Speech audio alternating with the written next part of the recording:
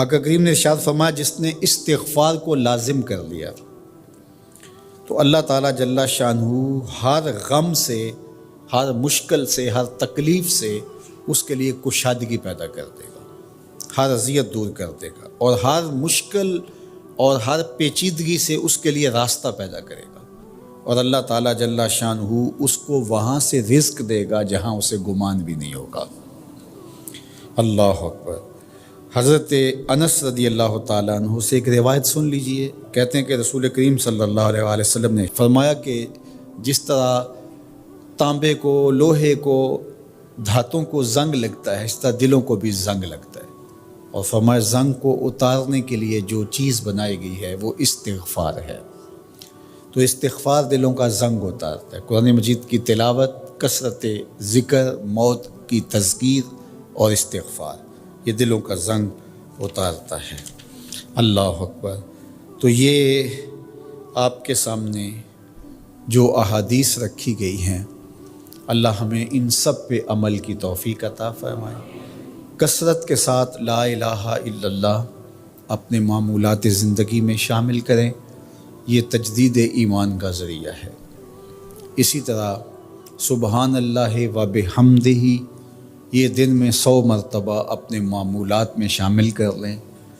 اگر سمندر کی جھاگ سے بھی زیادہ یا اس کے برابر بھی گناہ ہوئے تو یہ کلمات صرف 100 مرتبہ پڑھنے سے سارے گناہ بخش دیے جاتے ہیں۔ اسی طرح درود شریف کی کثرت، سورہ ملک کو یاد کرنا اور سورہ یاسین کی تلاوت کرنا 10 قرآن مجید پڑھنے کے ثواب کے برابر۔ تو یہ اتنا خزانہ آج کی اس نشست میں آپ کو دے دیا گیا ہے۔ اللہ آپ کو جزائے خیر عطا فرمائے۔ تو یہ یاد کر لیں ماہ صیام کے اندر، انشاءاللہ آپ کو بڑا نور نصیب ہوگا۔ بہت ساروں کو تو یاد ہوگی، اور جس کو نہیں ہے تو پڑھنا تو آج سے شروع کر دے سورہ ملک روزانہ۔ لیکن باقی حضور کی جو آرزو تھی، حضور نے ایک تمنا کی ہے، حضور کے دل میں ایک خواہش تھی کہ اگر یہ ہو جائے تو امت کے بھلے کی بات ہے، تو فائدہ تو ہمارا ہوگا، خوش حضور ہو جائیں گے۔ اللہ اکبر۔ تو فرمایا کہ میری آرزو ہے کہ میرا ہر امتی سورہ ملک اپنے سینے میں سمو لے۔ اللہ سورہ ملک کا جمال بھی دے، اس کی تلاوت کا نور بھی نصیب فرمائے، صحت لفظی کے ساتھ اس کو پڑھنے کی، اس کو یاد کرنے کی توفیق نصیب فرمائے۔ وہ سینہ قبرستان کی طرح ہے جس میں قرآن کی کچھ آیات نہیں ہیں، تو اس لیے اپنے سینے کو منور کریں، آباد رکھیں۔ اللہ آپ کو اپنی خاص عنایات نصیب کرے۔ ایک دن صحابہ سے فرمایا میرا دل چاہتا ہے کہ ہر مومن کے سینے میں سورہ ملک ضرور موجود ہو، یہ میری تمنا ہے، حضور نے فرمایا۔ تو میں آرزو کروں گا جو مجھے سن رہے ہیں، اس رمضان میں پھر کوشش کر کے یہ صورت یاد کر لیجیے۔ بہت بڑی صورت نہیں ہے حجم کے اعتبار سے، صرف 30 آیات ہیں۔ اگر 2 آیتیں روز یاد کریں تو آپ کو 15 دن لگیں گے، صرف 2 آیات۔ تبارک الذی بیدہ الملک وہو علی کل شیء قدیر، ایک تو یاد ہو گیا آپ کو، سبق کا آغاز ہو گیا۔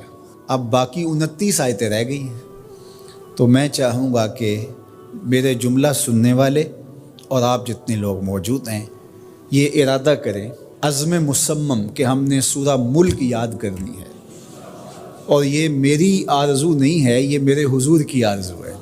اللہ اکبر۔ تو حضور نے فرمایا اِنَّ سورۃ فی القرآن 30 آیۃ، فرمایا قرآن مجید میں ایک سورت ہے جس کی صرف 30 آیات ہیں۔ اگر کوئی شخص اس سورت کی تلاوت کرتا ہے تو اللہ تعالیٰ جل شانہ اس کی برکت سے اس کی مغفرت فرما دیتا ہے، اور فرمایا کہ وَهِيَ تَبَارَكَ الَّذِي بِيَدِهِ الْمُلْكُ، اور وہ صورت ہے تبارک الذی بیدہ الملک، سورہ الملک ہے۔ مجھے امید ہے کہ آج جا کر ہی آپ جو ہے وہ اس سبق کو شروع کر دیں گے، اور اگر آپ کو 5 آیتیں بھی آج یاد ہو گئیں یا 3 آیتیں بھی یاد ہوگی تو آپ کو لگے گا کہ کوئی مشکل کام نہیں ہے۔ تو اس رمضان المبارک میں سورہ ملک ضرور یاد کر لیجئے گا۔